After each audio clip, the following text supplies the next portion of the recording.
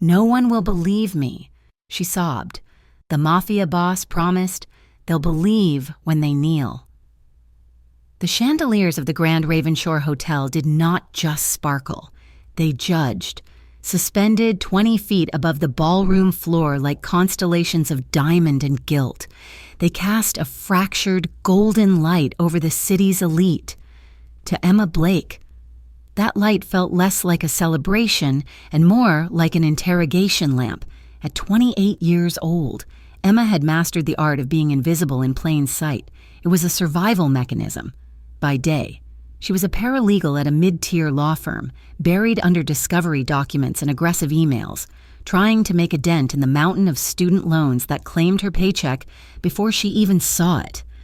By night, she wore the stiff black uniform of the hotel's banquet staff, balancing trays of champagne and enduring the casual entitlement of people who spent more on a single pair of cufflinks than she earned in a year. Tonight was the Cole Foundation Charity Gala. It was the biggest night on the Ravenshore social calendar, a black-tie affair designed to wash the consciences of the wealthy while cementing their political alliances. The air smelled of expensive perfume, roast duck, and old money. Emma adjusted the collar of her uniform, wincing slightly as the starched fabric rubbed against her neck. She had been assigned to the VIP lounge, a semi-private enclave draped in velvet and shadowed by exclusivity, reserved for the heavy hitters. It was a good assignment on paper. Better tips, less walking, but it meant being in close proximity to the sharks. She picked up a fresh tray of crystal flutes, checking her reflection in the darkened window. She looked tired. Concealer could hide the dark circles, but it could not mask the exhaustion that lived in the slope of her shoulders. "Keep your head down," she told herself. "Just 4 more hours. 4 hours, and then you can go home, sleep for 3, and do it all again." She moved into the lounge, weaving through the clusters of men in tuxedos and women in silk gowns. The noise here was different than the roar of the main ballroom. It was a low, murmuring hum, the sound of deals being struck and secrets being traded. That was when she saw him. He was sitting in a high-backed leather wing chair in the far corner, separated from the rest of the room not by a velvet rope, but by a palpable aura of danger. Luca Marino.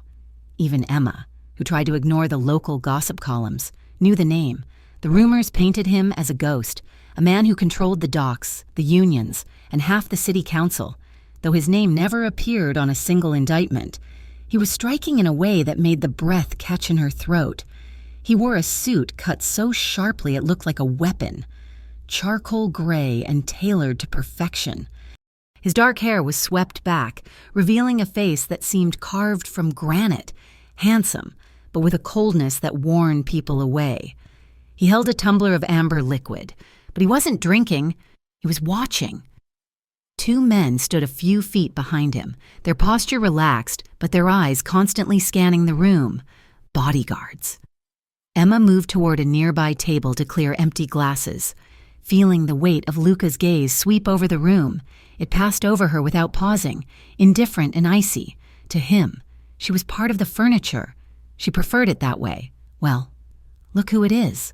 The voice was smooth, cultured, and instantly made Emma's skin crawl. She stiffened, gripping her serving tray tighter before turning around with a practiced, polite smile. "Good evening, Mr. Cole. Can I get you anything?" Adrian Cole stood too close. He always did. As the heir to the Cole real estate empire and the son of the man hosting tonight's gala, Adrian walked through the world as if he owned the very air other people breathed. He was undeniably attractive in a classic golden boy way, with blonde hair and a dazzling smile. But his eyes were glassy, and the scent of bourbon on his breath was strong. "You can get me a name, for starters," Adrian said, stepping into her personal space. He reached out, his fingers brushing the bare skin of her arm just above her elbow. His touch was damp and lingering. "You have been serving me drinks for an hour, and I still do not know who you are. I am just working." "Mr. Cole," Emma said, gently pulling her arm back. She took a subtle step in retreat, maintaining the professional barrier, just making sure everyone has what they need. Adrian chuckled, a low sound that vibrated in his chest. He took a step forward, closing the gap she had just created. "You are skittish. I like that. It is cute." Emma's heart began to thud, a distinct rhythm of warning against her ribs. She looked around, hoping a manager was nearby, but the lounge was busy, and no one was paying attention to a server being cornered by a billionaire's son. "I should get back to the bar," she said, her voice tight. "Enjoy the evening, sir." She turned to leave, but Adrian sidestepped, blocking her path. He wasn't aggressive, not overtly, but there was a weight to his presence, a silent insistence that he was not done with her. "Don't run off," he said, his smile tightening at the edges. "My father is giving a speech in 20 minutes. I need to sober up a little before I go out there and play the dutiful son. Why don't you bring a pitcher of water to the founder's suite? I can have someone send that up for you," Emma said, her instincts screaming. "I asked you," Adrian said. His voice dropped an octave, shedding the charm for a split second to reveal the petulance beneath. "Just bring the water. Room 304. Don't make me ask the manager. You know how my father gets when the service isn't up to par." He winked, the mask of charm sliding back into place, and walked away before she could respond. Emma stood frozen for a moment, her hands shaking slightly around the tray. She felt dirty, a sensation that had nothing to do with hygiene and everything to do with the way his eyes had raked over her. She retreated to the service station, tucking herself into the narrow hallway where the staff took their breathers. She needed a moment. Just 60 seconds to compose herself. From her vantage point near the service door, she could see back into the lounge. A commotion near the bar caught her eye. A heavy-set businessman, his face flushed with too much wine, had cornered a young catering girl. The girl looked terrified, clutching a tray of hors d'oeuvres as the man leaned over her, shouting something about a spilled drink. He grabbed the girl's wrist, shaking it. Emma flinched, about to step forward, about to do something stupid that would get her fired, when a shadow moved across the room. It was Luca. He moved with a fluid, predatory grace, covering the distance between his corner and the bar in silence. He didn't shout. He didn't make a scene. He simply stepped between the businessman and the girl, his back to the terrified staffer. He placed one hand on the businessman's chest. It was a light touch, barely a push, but the man stopped mid-shout, looking down at the hand on his expensive tuxedo, then up into Luca's face. Emma couldn't hear exactly what Luca said. His voice was a low rumble, barely audible over the jazz music playing in the background, but she saw the blood drain from the businessman's face.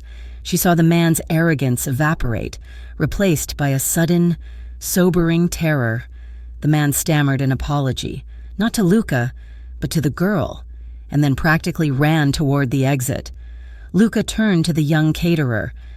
He didn't smile. Emma doubted he knew how, but he nodded once, a sharp, respectful gesture, before turning and walking back to his seat as if nothing had happened. He had strict lines. Even a monster had a code. The realization lodged in Emma's mind, a jagged piece of information she didn't know what to do with. He was a criminal, a man who likely ordered deaths with the same casualness that others ordered coffee. Yet he had protected the girl when the respectable men in the room had looked away. "Emma, get moving." The sharp voice of her manager, David, snapped her back to reality. He was standing at the service station, looking stressed, clutching a clipboard. "Mr. Cole just called down. He's waiting for that water in the founder's suite. Why are you standing here?" "David, please," Emma said, her voice dropping to a whisper. He is weird. He was touching me. Can't you send Mark or anyone else?"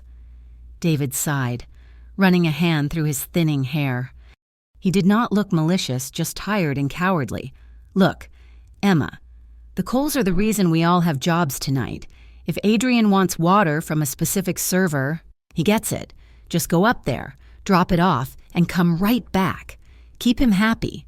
We cannot risk offending the hotel's biggest client over a bottle of water. But go, now. Or don't bother clocking in tomorrow." The threat hung in the air, heavy and final. Emma looked at David, seeing the resolve in his weak chin. She thought of the eviction notice that had been threatened last month. She thought of the empty refrigerator and the student loan collection calls she had been dodging. She swallowed her fear, the taste bitter like aspirin. Fine.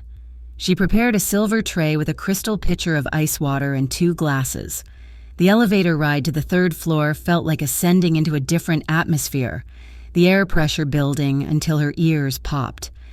The hallway of the founder's suite was quiet, lined with thick plush carpet that swallowed the sound of her footsteps.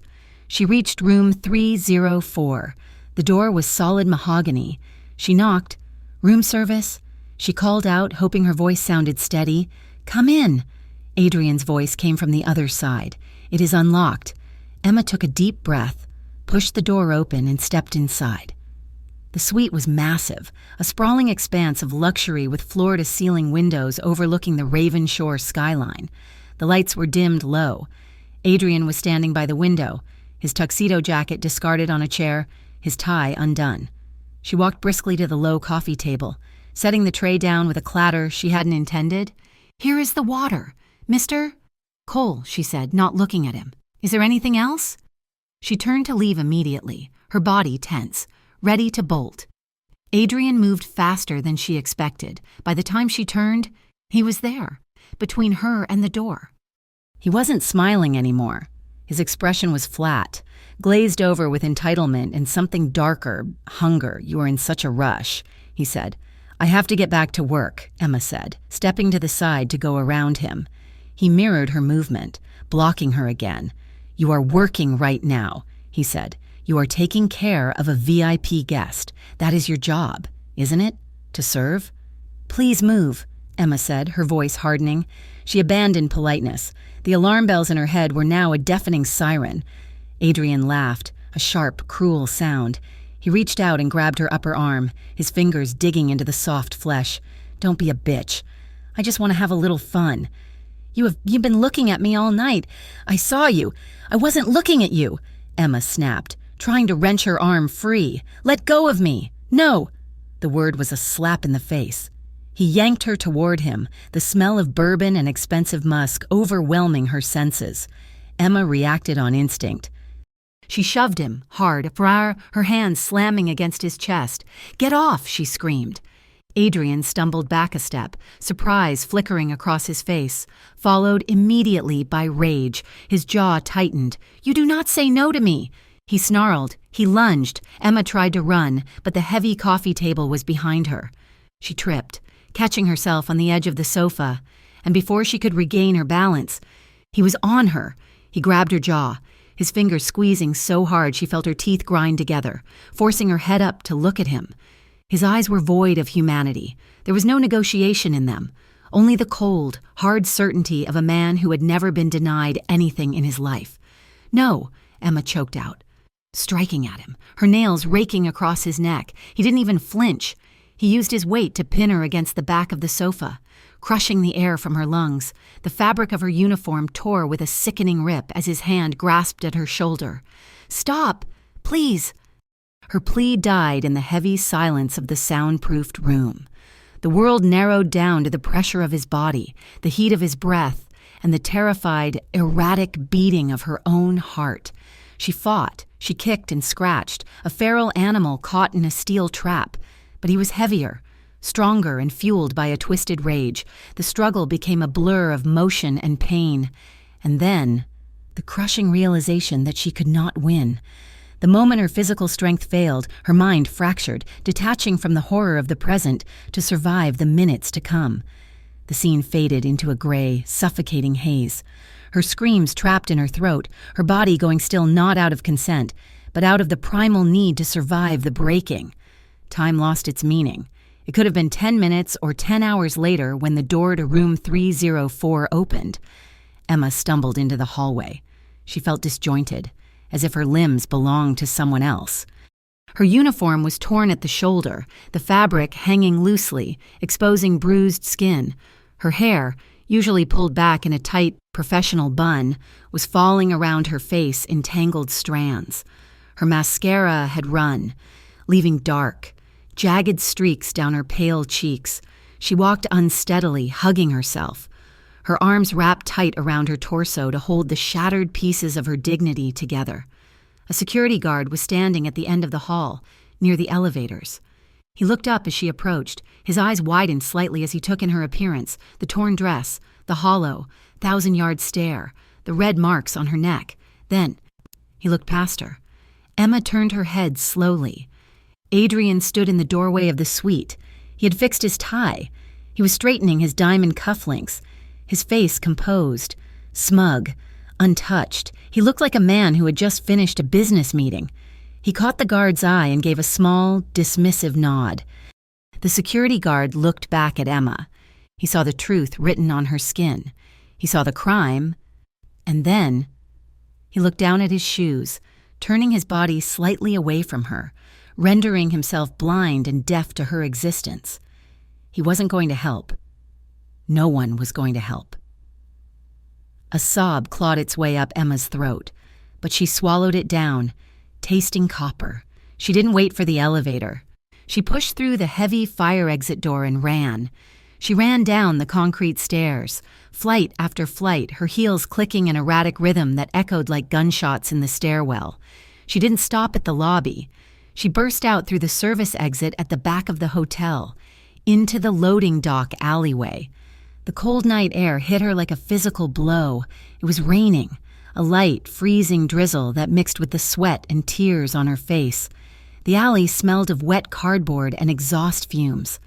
Emma collapsed behind a large metal dumpster, her legs finally giving out. She curled into a ball, pressing her forehead against her knees, rocking back and forth. "No one," she whispered, the words breaking apart. "No one will believe me." She said it again, louder, a mantra of despair. "No one will believe me. Look at him. Look at me." She was a waitress with debt. He was a coal. The equation was simple, brutal, and unbreakable. She gasped for air, her chest heaving, drowning in the feeling of his hands still on her skin, the phantom weight of him crushing her into the darkness. She was completely alone, or so she thought. Above her, tucked into the shadows of the loading bay overhang, a small red light blinked on a security camera. And inside, a black SUV parked down the street. A man watching a tablet screen saw the grainy, black and white feed of a woman collapsing in the rain.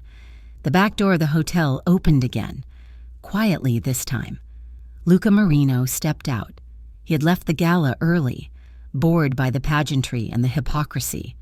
He preferred the silence of the alley to the noise of the ballroom. He reached into his pocket for his platinum cigarette case, but stopped. He heard the sound first, a ragged, wet sound, the sound of a human being coming undone. He turned his head, his eyes adjusting to the gloom. He saw her, a woman, crouched behind the dumpster, shaking so violently it looked like she was seizing. Luca took a step closer, his shoes silent on the wet pavement. He recognized the uniform, hotel staff.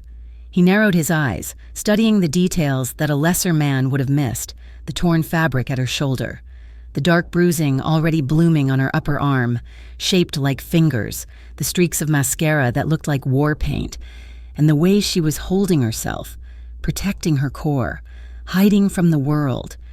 He'd seen that posture before. He'd seen it in war zones, in interrogation rooms, in the eyes of people who had just realized that the world was a cruel, godless place. He paused, the unlit cigarette forgotten in his hand. The image of the girl in the lounge came back to him, the one he had watched from across the room, the one who had looked tired but professional. This was the same woman. Something cold and sharp settled in Luca's chest. He did not tolerate chaos, and he certainly did not tolerate the abuse of the weak by the strong, unless he was the one sanctioning it for a reason. This was not reason. This was wreckage. He watched her for another moment, seeing the absolute devastation in the curve of her spine. He didn't approach her. Not yet. She was a wounded animal. If he stepped too close, she would run, or she would break completely. Instead, he turned to the man standing in the shadow of the doorway, his head of security. "Marco," Luca said. His voice was low, barely a whisper, but it carried the weight of a gavel striking a sounding block. "Yeah, boss," Marco answered, stepping forward. Luca gestured slightly toward the sobbing woman, his expression unreadable, his eyes dark and terrible. Find out who did that to her. The morning sun did not bring clarity. It brought a harsh, exposing glare that made Emma feel raw. She sat in the interrogation room of the 4th Precinct, a space that smelled of stale coffee and floor wax. The metal table was cold against her forearms, but she barely felt it. She was still vibrating with the aftershocks of the night before, a continuous, low-frequency tremor that rattled her bones. Detective Miller sat across from her. He was a man in his 50s with tired eyes and a suit that had seen better decades. For the first 20 minutes, he had been attentive, nodding as Emma recounted the timeline. His pen scratching rhythmically against his notepad, she told him about the gala, the assignment to the VIP lounge, the request for water. Then she reached the name. It was Adrian Cole, she said, her voice cracking but the words distinct. The pen stopped moving. Detective Miller looked up, his brows knitting together. He did not write the name down. Instead, he set the pen on the table, a slow, deliberate movement that made the air in the small room suddenly heavy. Adrian Cole, Miller repeated, as in, the son of Gregory Cole, the Cole Foundation? Yes, Emma said. She wrapped her arms around herself, trying to hold her shattering composure together. He forced me into the suite. Room 304. Miller sighed, leaning back in his chair. The sympathetic hunch of his shoulders straightened into something more guarded, more bureaucratic. He looked at Emma not as a victim, but as a problem, a complex pile of paperwork and political landmines that he did not want to step on. Miss Blake, Miller said, his tone shifting from investigative to cautionary. That is a very serious accusation against a very prominent figure. Are you absolutely certain about the events? It was a party. There was alcohol. Is it possible that signals were mixed? That perhaps things got out of hand, but it was not? What you are saying it was? I was working, Emma said, the injustice flaring hot in her chest, burning through the numbness. I was not drinking. I was serving water. He locked the door. He tore my dress. Miller glanced at the plastic bag containing her torn uniform, which sat on the corner of the desk. He looked at it with skepticism, as if the ripped fabric could have been a fashion choice. We processed the kit, Miller said, referring to the invasive, humiliating examination Emma had endured an hour earlier. But I have to be honest with you. Cases like this, involving people of that stature, they get complicated. Complicated how? Emma asked. Chain of custody issues, Miller said, waving a hand vaguely. Without witnesses inside the room or clear audio, it becomes a he said, she said situation. And the Coles have a legal team that costs more per hour than this precinct's entire annual budget. Unless we have concrete proof, something undeniable, the district attorney is going to hesitate. They do not like to swing at the king and miss. I am telling you what happened, Emma insisted, her voice rising. Look at the bruises on my arm. Look at my neck. Miller stood up, signaling the end of the conversation. He looked regretful, but in a distant, professional way. We will file the report, Miss Blake. We will look into the hotel cameras. But do not get your hopes up. The Coles value their privacy. Those tapes have a way of disappearing or being corrupted. Emma walked out of the precinct into the blinding daylight, feeling lighter in the worst possible way. She had been hollowed out. She had offered them her truth, bleeding and jagged, and they had looked at it and asked if she was sure she hadn't just misunderstood the knife. She felt unheard. She felt humiliated. And for the first time, she understood that the truth was not a shield. It was just a story, and hers was worth less than Adrian Cole's silence. 2 days later, the second blow landed. Emma sat in the sterile, glass-walled office of the Human Resources Director at the law firm where she worked. She'd come in early, hoping to bury herself in case files, to find some semblance of normalcy in the routine of legal research. Instead, her access badge hadn't worked at the turnstile. The security guard, a man she greeted every morning, had awkwardly escorted her to this office. The HR director, a woman named Sarah, who usually offered Emma peppermint candies, refused to meet her eyes. We have received some concerning reports. Sarah said, sliding a single sheet of paper across the desk. It was not a termination letter, but it was the next closest thing. Reports? Emma asked, staring at the paper. It was a notice of administrative leave. From the gala, Sarah said, her voice tight. Several guests complained about your behavior. They stated you were acting unstable, erratic. We've been told there was an altercation with a VIP guest that reflected very poorly on the firm's reputation. Emma felt the blood drain from her face. Altercation? I was assaulted up. Sarah held up a hand. Stopping her. Emma, please. We're not here to litigate personal matters. The firm has a strict code of conduct regarding public appearances. Given the severity of the complaints and the importance of the client involved, we are placing you on unpaid leave pending an internal review. Unpaid? Emma whispered. I have rent, I have loans. You know, I cannot survive a month without a paycheck. I am sorry, Sarah said, finally looking at her. The pity in her eyes was worse than the coldness. It was the pity one felt for a wounded animal that was about to be put down. My hands are tied. The partners were very clear. Emma stood up, her legs shaking. It is the Coles, isn't it? They called the partners. Sarah did not answer. She just looked down at her hands, clasping her pen like a lifeline. Emma left the building carrying a cardboard box with a potted succulent and her stapler. She walked out the revolving doors, the city skyline looming over her. It wasn't just a building anymore. It was a fortress, and she was on the outside. Adrienne Cole hadn't just hurt her body. It was dismantling her life, brick by brick, just to ensure she didn't have the footing to stand up and point a finger. Across the city, in a building that did not have a sign. Luca Marino sat in a darkened room illuminated only by the glow of multiple monitors.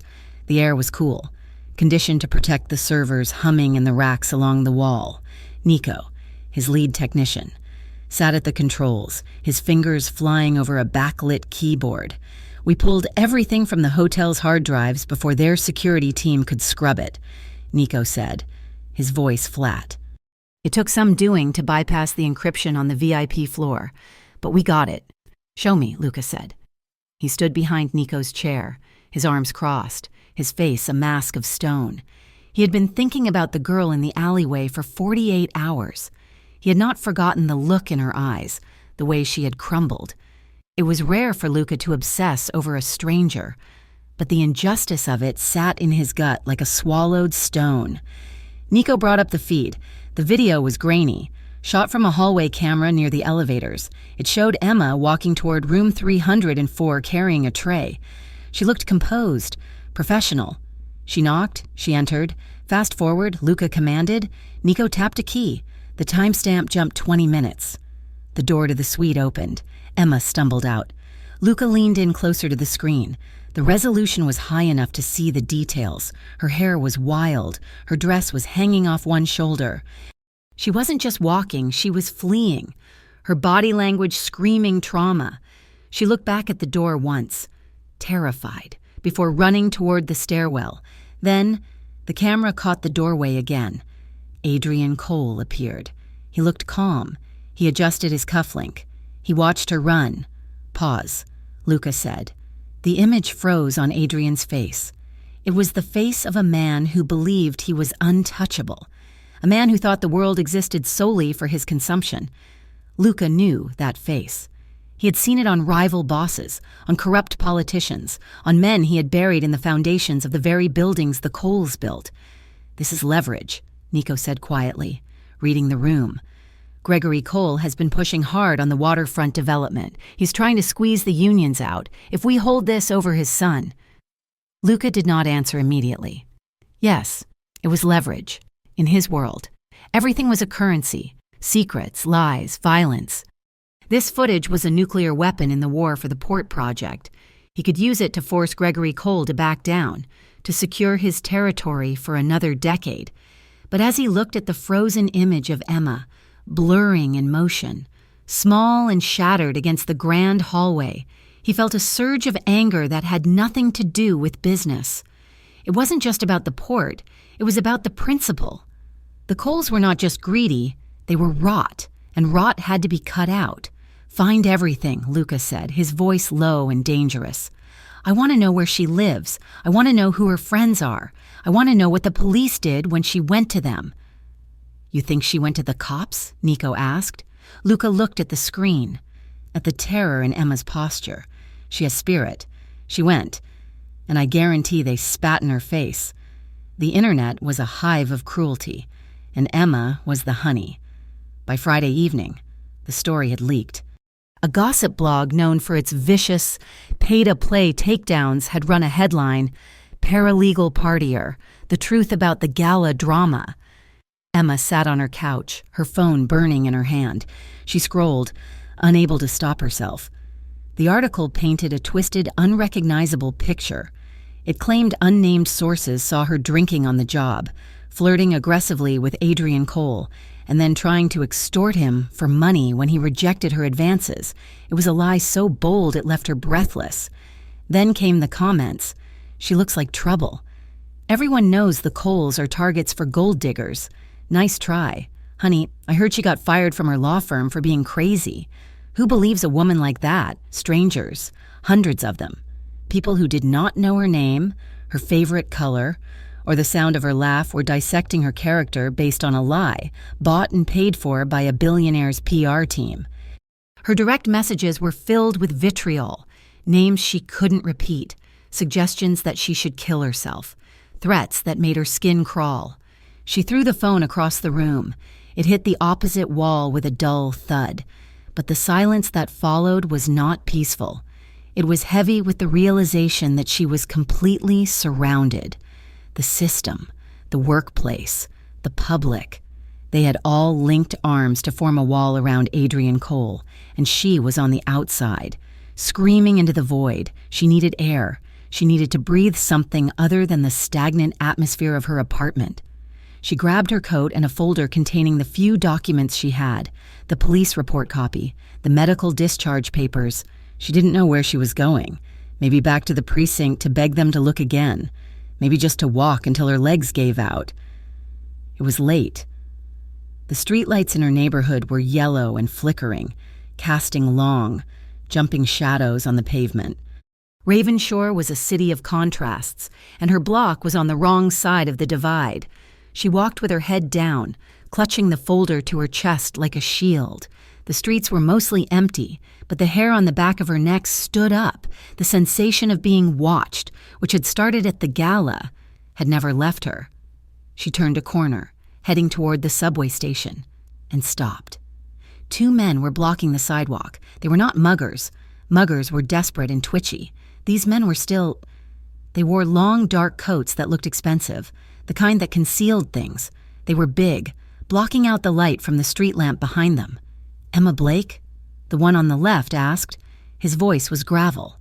Emma took a step back, her heart hammering against her ribs. "Who are you? Friends of the Cole family," the man said. He took a step forward. "We are here to give you some friendly advice. You are making a lot of noise. Emma, you are embarrassing important people." "Leave me alone," Emma said, her voice shaking but loud. "Drop it," the second man said. He was wider, with a scar running through his eyebrow. "Drop the case. Drop the accusations. Go away. If you keep pushing, you are going to ruin your life. And accidents happen. Emma, pretty girls get hurt in this city every day." Emma turned to run, but they were faster. The wide man lunged, grabbing her arm, the same arm Adrian had bruised. He shoved her hard. Emma flew backward, slamming into the brick wall of the nearest building. The folder flew from her hands, papers scattering across the wet pavement like white feathers. Her head cracked against the brick, stars bursting in her vision. She slid down the wall, gasping. The first man loomed over her. "You're not listening, bitch." "We said drop it, why?" He raised a hand, not a fist, but an open palm, ready to slap the message into her. Emma flinched, closing her eyes, waiting for the pain. It never came. Tires screeched, a harsh, violent sound that tore through the quiet street. Emma opened her eyes. A massive black SUV had mounted the curb, its headlights blindingly bright, cutting through the gloom. The doors flew open before the vehicle had even fully stopped. 3 men poured out. They moved with a synchronized, lethal efficiency that made the Cole enforcers look like playground bullies. The first man from the SUV didn't speak. He simply drove his shoulder into the chest of the wide man, sending him sprawling into the gutter. The second man produced a baton, extending it with a sharp snap, and swung it low, taking the other attacker out at the knees. It was over in 6 seconds, the Cole enforcers, realizing they were outmatched by a magnitude of professional violence they hadn't anticipated, scrambled up and ran, disappearing into the dark. Emma remained pressed against the wall, sliding down until she hit the pavement, trembling violently. She looked at the men who had saved her. They didn't look like police. They looked like soldiers in expensive suits. Then, a 4th door opened. Luca Marino stepped out into the pool of headlight beams. He was not rushing. He buttoned his jacket as he walked toward her, his face calm, almost bored, as if the violence that had just occurred was as mundane as checking the mail. He stopped in front of her. He loomed large, blocking out the streetlights, casting her in his shadow. But this shadow didn't feel cold. It felt solid. He crouched down, balancing on the balls of his feet, bringing his face level with hers. "Are you broken?" he asked. It wasn't a philosophical question. He was asking about bones. Emma shook her head, though she wasn't sure. I don't think so." Luca's eyes scanned her face. He saw the red mark on her cheek where she had hit the wall. He saw the terror dilating her pupils. Slowly, giving her time to pull away, he reached out. His hand was large, warm, and rough-skinned. He extended 2 fingers, gently hooking them under her chin. He lifted her face to the light. The touch was agonizingly tender, a stark contrast to the violence of the men who had cornered her and the violence of the man in the hotel room. He tilted her head to the side, examining her lip where the skin had split from the impact against the wall.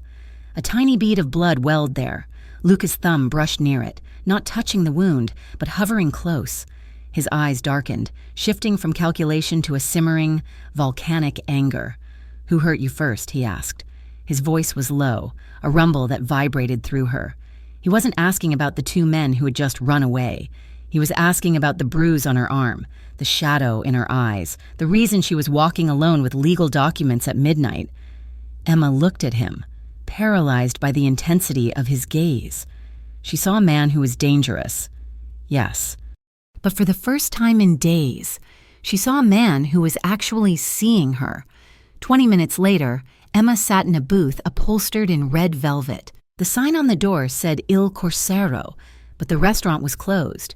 The chairs were overturned on the tables, casting long, skeletal shadows in the dim light. The air smelled of garlic, oregano, and lemon polish.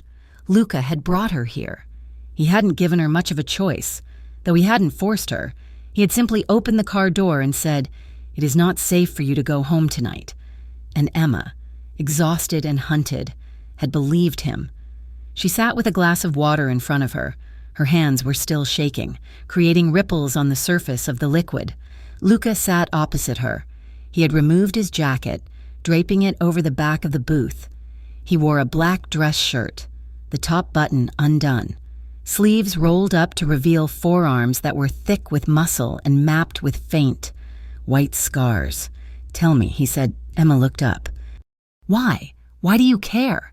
You are—" She trailed off. She knew what he was. Everyone knew.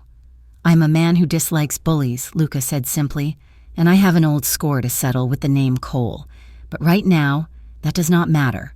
What matters is that you are drowning, Emma, and I am the only boat in the water."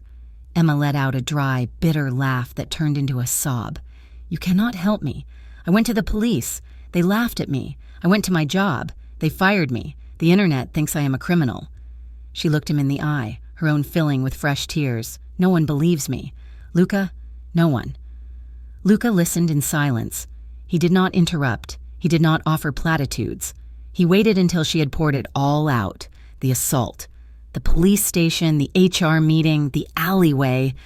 When she was finished, silence stretched between them, heavy and thick. Luca reached into a leather satchel next to him. He pulled out a sleek, black tablet. He tapped the screen once and slid it across the table toward her. Emma looked down. It was the video. She watched herself walking down the hallway. She watched the door open. She watched herself stumble out, her dress torn, her face a mask of horror.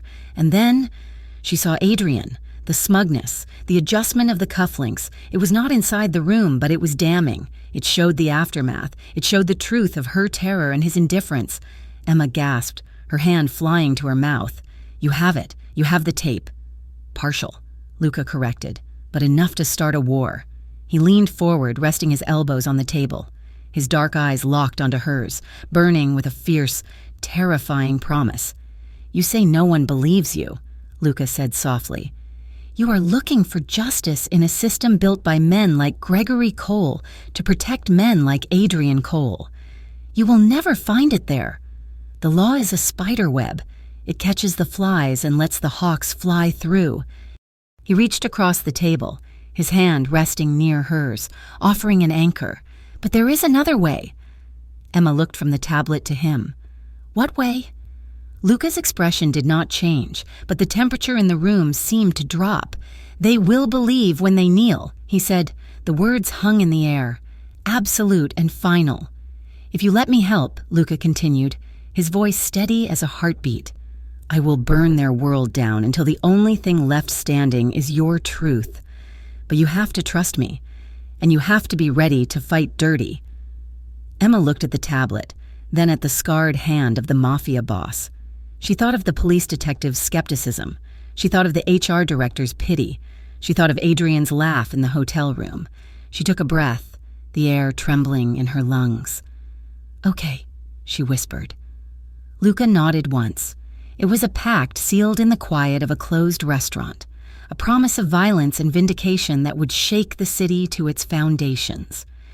"Eat," Luca said, pushing a basket of bread toward her. "We have work to do." The restaurant booth felt less like a sanctuary and more like a confessional where the priest was the devil himself. Emma stared at the tablet, the glowing screen illuminating the sharp angles of Luca Marino's face. The video froze on Adrian's smug expression, a digital ghost haunting the red velvet upholstery. "They will believe when they kneel," Luca had said. The promise was seductive. It tasted like retribution. For a heartbeat, Emma wanted to drink it down, to let this dangerous man loose on the people who had shattered her life. But then the reality of who sat across from her crashed in. This was Luca Marino. He was not a lawyer. He was not a detective. He was a man who solved problems with silence and cement. "No," Emma said, pushing the tablet back across the table. Her voice shook, but the refusal was clear. Luca did not blink. "No? I cannot do this," Emma said, standing up. Her legs felt weak, but she forced them to hold her weight. "I want justice. Luca. Real justice. I want a judge to bang a gavel. I want a jury to say the words. I do not want... whatever this is. I do not want a turf war. I do not want people getting hurt because of me. People are already hurting you," Luca pointed out, his voice calm, terrifyingly reasonable. "The law failed you yesterday. It will fail you tomorrow. I have to try," Emma insisted. She grabbed her folder of documents, hugging it to her chest like a shield made of paper. "I am not a criminal. I'm not like you." She turned and walked out of the restaurant, the bell above the door jingling cheerfully, a stark contrast to the dread pooling in her stomach. She expected him to stop her. She expected a hand on her arm, a command to sit down. But Luca let her go. He watched her leave, his expression unreadable, sipping his water as she disappeared into the rainy night. Emma held on to her faith in the system for exactly 3 more days. The system did not just fail, it actively dismantled what little she had left. It started on a Tuesday evening. Emma returned to her apartment building, a weary walk up the 4 flights of stairs that usually smelled of cabbage and floor cleaner. Today, it smelled of disaster. Tape was plastered across her door, bright neon orange paper. Notice of eviction. Emma stopped, her keys jangling in her trembling hand. She read the notice 3 times, the words swimming before her eyes. Failure to pay rent, Violation of lease agreement, clause 14B. I paid, she whispered to the empty hallway. I paid on the 1st. She pounded on the superintendent's door downstairs. Mr. Henderson, a man who had known her for 3 years and usually saved her Christmas packages, opened the door only a crack. He looked at her with eyes that were sliding away, refusing to make contact. I am sorry, Emma, he mumbled through the chain. New management company took over the building's accounts this morning. They did an audit. They say you are 3 months behind. I have receipts, Emma cried, digging into her bag. Mr. Henderson, you know I pay. I can show you the bank transfers. It is out of my hands, he said, and she heard the shame in his voice. They said you are a liability. Unstable character, police activity. You have to be out by tomorrow noon, or the sheriff comes. He closed the door. The click of the lock was final. Emma stood in the hallway, the realization washing over her like ice water. This was not a clerical error. This was Adrian Cole. He was not just satisfied with assaulting her. He was erasing her. He was showing her that the city she lived in belonged to him, from the skyscrapers to the tenements. She packed what she could into 2 suitcases. The rest, her furniture, her books, the life she had built over 5 years, she had to leave behind. She spent that night on her friend Jenna's couch. Jenna was a junior associate at the law firm, Emma's closest friend, the one person she thought would stand as a firewall against the chaos. The next morning, Emma was folding her blanket when Jenna walked into the living room. Jenna was dressed for work, holding a cup of coffee, looking pale. Emma, Jenna said, her voice tight. You have to go. Emma froze. What? Jenna, I have nowhere else. Just until I find a place. A couple of days. I got a call, Jenna said. She set the coffee down, her hands shaking. From a senior partner. They know you stayed here last night. How? Emma asked, horrified. I do not know. But they said if I harbor a former employee who is currently under investigation for corporate extortion, it reflects poorly on my judgment. They hinted at my review next month. Emma, my promotion. Jenna looked at her, tears welling in her eyes, but the self-preservation was stronger than the friendship. I have student loans too, Jenna whispered. I cannot lose this job. I am sorry. You have to leave. Now. Emma walked out of the apartment building into the blinding noon sun. She had 2 suitcases, $40 in her checking account, and no friends. She went to a motel on the outskirts of the city, but her credit card was declined. Frozen. Suspicious activity, the clerk said with a bored shrug. By nightfall. Emma was sitting on a bench in Riverside Park. The temperature had dropped, a biting wind whipping off the water. She pulled her coat tighter, curling her legs up under her. She clutched her phone, but she had no one left to call. Her parents were gone. She was an only child. Her network had been surgically severed. She watched the cars drive by on the distant avenue, streaks of red and white light. She felt small. She felt translucent, as if she were fading out of existence. Adrian Cole had not just raped her, he had murdered her life, and no one had even noticed the body drop. Her fingers were numb around her phone. She stared at the black screen. She thought about calling the police again, but the memory of Detective Miller's dismissive face stopped her. A car slowed down on the park drive. It was not a patrol car. It was a sleek black sedan, its windows tinted impossibly dark. It pulled to the curb 10 yards from her bench. Emma tensed, her hand diving into her pocket for her keys, a pathetic weapon against the world. The back door did not open. The driver's door did. A man stepped out. It was not the thugs who had cornered her before. It was a younger man, dressed in a sharp suit, looking like he belonged in a corporate boardroom rather than a park at midnight. Miss Blake? He asked respectfully. Emma did not answer. She shivered, her teeth chattering. Mr. Marino sent me, the driver said. He kept his distance, hands visible and empty. He heard about the apartment and the credit cards. Emma let out a ragged breath. Of course he knew. He probably knew before she did. I do not want to go to a warehouse, Emma said, her voice hoarse. I do not want to be in the dark. No warehouses, the driver promised softly. Just a place to sleep, a door that locks, heat. Heat. The word broke her. The cold had settled deep into her marrow, a physical ache that mirrored the hollowness in her chest. She looked at her suitcases, then at the warm, waiting car. She was too exhausted to fight. She was too exhausted to be moral. "Okay," she whispered. The driver moved quickly, taking her bags. He opened the back door for her. The interior smelled of leather and nothing else. It was safe. They did not go to the mob-owned restaurant. They drove to a pre-war building in a quiet, affluent neighborhood. The driver escorted her up to the top floor. The apartment was not what she expected. It was not a bachelor pad of chrome and glass, nor was it a lavish palace of stolen gold. It was warm. The floors were hardwood, covered in thick, woven rugs. The walls were lined with bookshelves. A fire crackled in a gas fireplace, casting a gentle orange glow over the cream-colored furniture. "The bathroom is through there," the driver said, pointing. "There are clean clothes on the bed. A doctor is on his way." "A doctor?" Emma asked, blinking in the sudden warmth. "Mister," Marino insists, "you've been on the street for 12 hours, and you were injured before that." The driver left. Emma stood in the middle of the room, feeling like an intruder in a dream. 20 minutes later, a doctor arrived. An older man with kind eyes and a bag that looked like it belonged in the 1950s.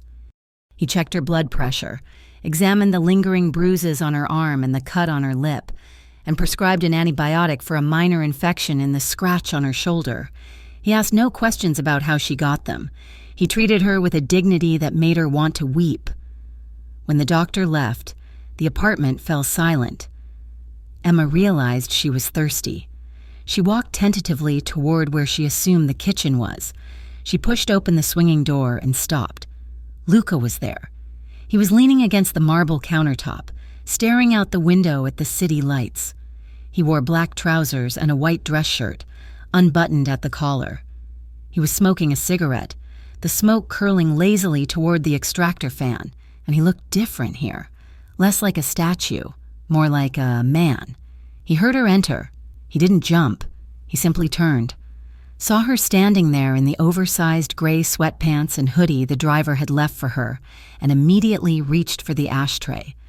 He crushed the cigarette out, twisting it until the ember was dead. "I apologize," Luca said. His voice was low, filling the tiled room. "Bad habit." "It is your house," Emma said. Her voice sounded small to her own ears. "It is a safe house," Luca corrected. "Tonight, it is your house." He turned to the stove, where a kettle was just beginning to whistle. He silenced it before it could scream.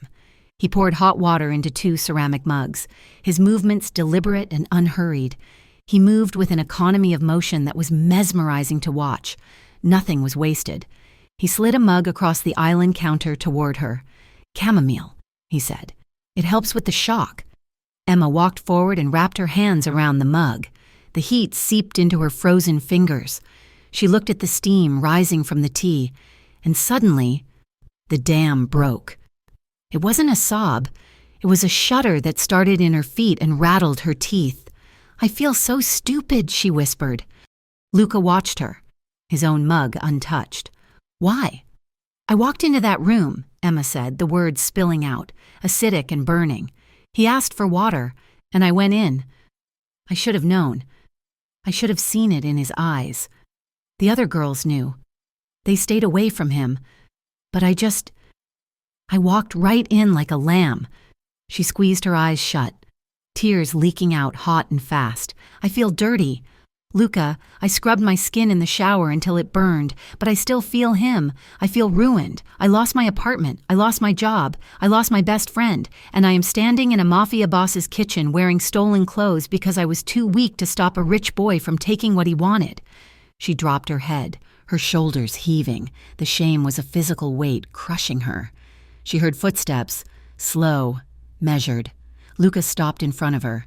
She could see his shoes. She could smell the faint scent of tobacco and sandalwood soap. She looked up.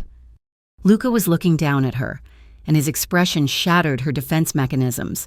There was no pity in his eyes. Pity was cheap. Pity was what the HR director had given her. Luca looked at her with a fierce, solemn recognition. He looked at her like she was a fellow soldier who had been wounded, not a victim who had been broken. He raised his hands, but he stopped inches from her. He did not touch her. He waited. He held her gaze, asking a silent question, giving her the power to choose. "Can I?" Emma looked at him, this dangerous, violent man who had been the only person to treat her with gentleness. She nodded. A small, jerky motion. Luca moved. He didn't grab her. He took a step closer and unbuttoned his suit jacket. He took it off and wrapped it around her shoulders. The silk lining was warm from his body. It engulfed her, heavy and protective. Then, his arms came around her. He pulled her against his chest. It was not a lover's embrace. Not yet. It was a fortress closing its gates. One of his hands came up to cup the back of her head, pressing her cheek against his shirt, the other arm banded across her back, holding her together. "You are not ruined," Luca said, his voice rumbling against her ear. "You survived. Do not confuse the two." Emma let go. She buried her face in his shirt, clutching the fabric at his waist, and wept. She cried for the apartment, for the job, for the girl she used to be who believed the world was fair. Luca stood like a monolith. He took her weight. He absorbed her grief.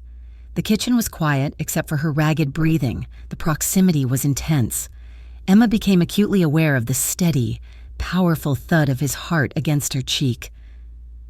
It was slow, unbothered by the storm, a rhythmic anchor in the chaos. She felt the heat of him radiating through his shirt.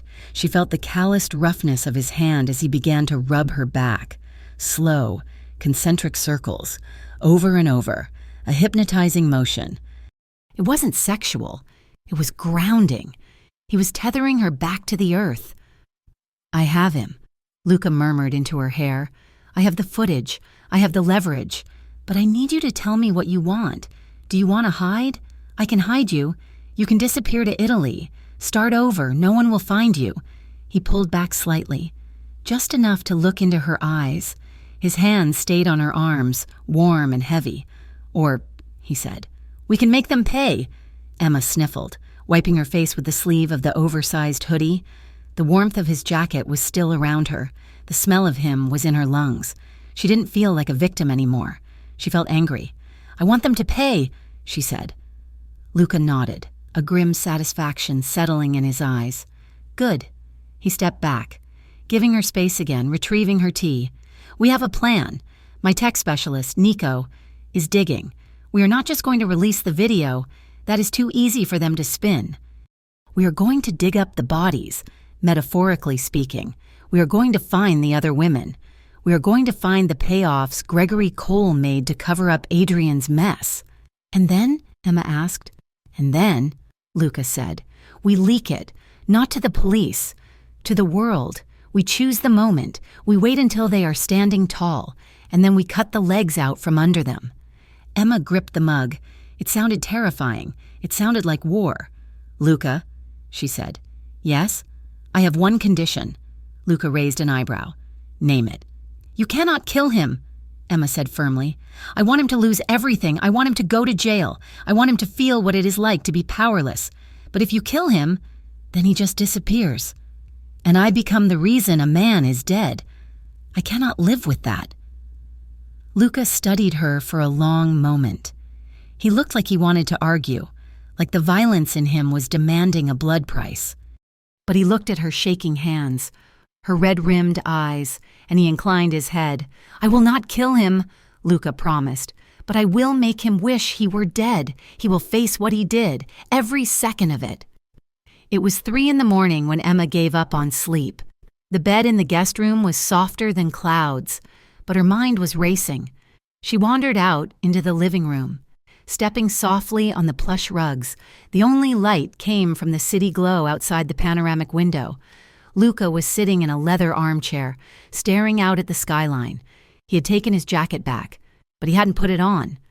It lay draped over the arm of the chair. He was in his shirt sleeves, rolled up to the elbows. He held a tumbler of amber liquid, resting it on his knee. His knuckles were scarred, white ridges of old violence against the tanned skin. He didn't turn when she entered. "Couldn't sleep?" "No," Emma said. She hugged her arms, feeling the phantom warmth of his embrace from earlier. She walked closer. She should be afraid of him. He was a criminal warlord planning the systematic destruction of a powerful family. But all she felt was a magnetic pull, a gravity drawing her toward the only solid thing in her universe. She stopped a few feet from his chair. "Thank you," she said softly. "For the tea, for the doctor, for believing me." Luca looked up then. His eyes were dark pools in the shadows. He looked tired, the weight of his own wars etched into the lines around his mouth. He stood up. He moved into her personal space, not aggressively, but inevitably. He stood close enough that she could feel the heat radiating off him again, close enough that she had to tilt her head back to look at him. The air between them seemed to thicken, charging with a static electricity that made the hair on Emma's arms stand up. It wasn't just gratitude anymore. It was recognition. Two people who had seen the darkness and refused to let it swallow them. Luca looked at her mouth, then up to her eyes. His hand twitched at his side, as if he wanted to reach out, to finish what had started in the kitchen. To touch her, not to comfort, but to claim. Emma's breath hitched. She didn't step back. She wanted him to. God help her. She wanted him to erase the memory of Adrian's hands with his own. But Luca clenched his fist and exhaled slowly through his nose. He had promised to protect her, not complicate her trauma with his own desires. "Get some sleep, Emma," he said, his voice rougher than before. "Tomorrow, we go to war."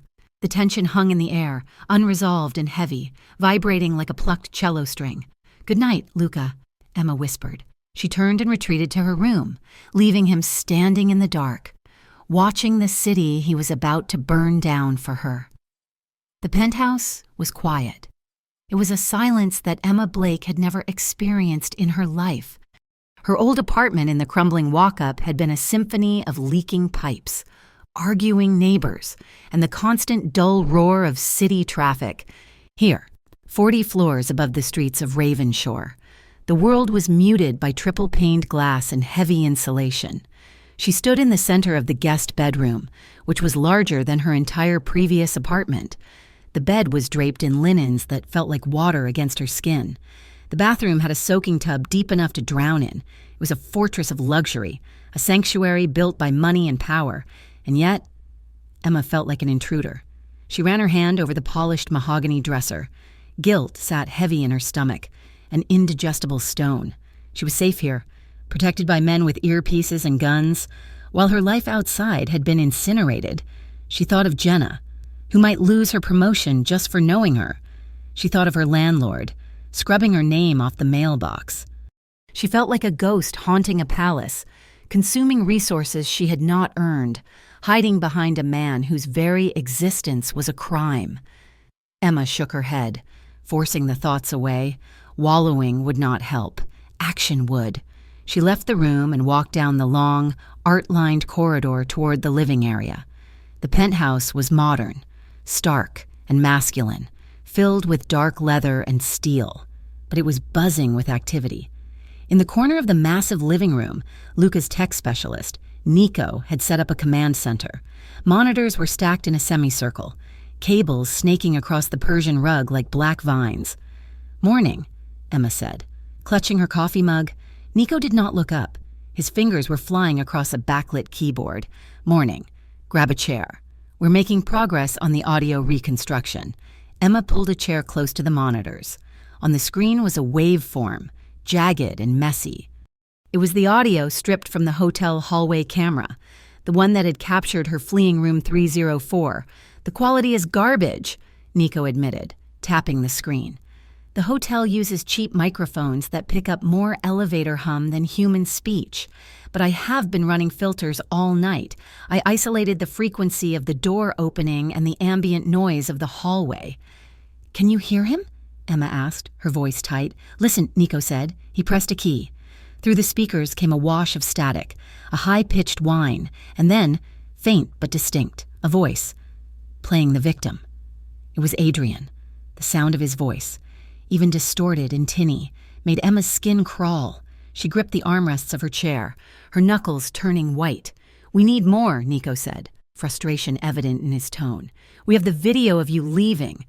We have this fragment. It proves he was there, and it proves he was hostile. But to bury him? To make sure he never climbs out of the hole we are digging? We need a witness. I told you, Emma said, staring at the waveform.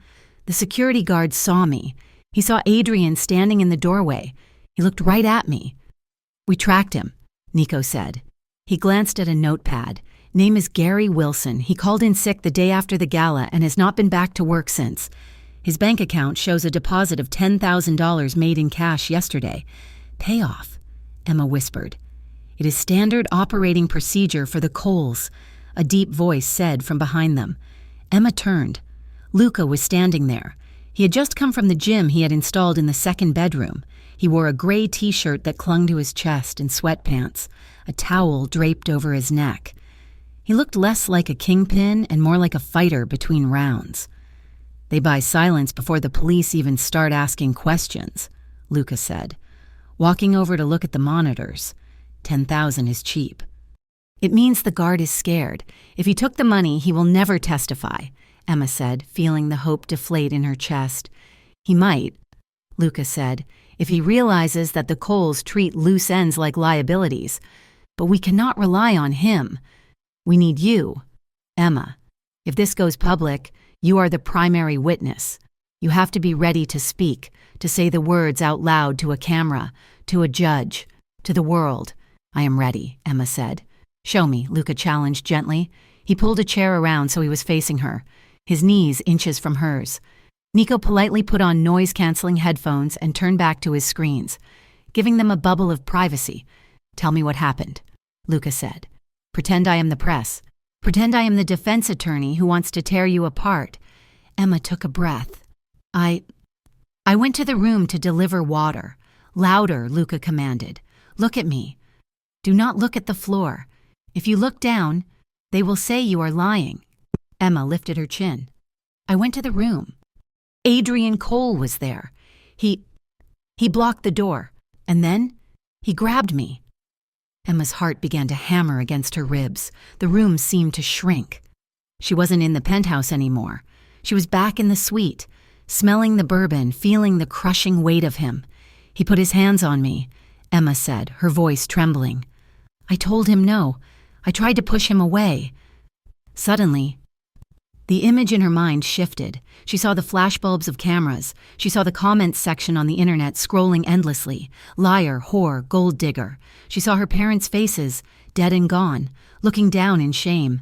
She saw the entire world laughing at her, pointing fingers, stripping her bare. I can't, Emma gasped. The air caught in her throat. She couldn't breathe. Her chest felt like it was in a vice. I can't do it. They won't believe me. She stood up. Panic seizing her limbs, making her sway. Luca was on his feet instantly. He didn't grab her. He stepped into her line of sight, blocking out the rest of the room. Emma, he said. His voice was not a shout. It was a low, resonant anchor dropped into the middle of her storm. I can't breathe, she wheezed, clutching her chest.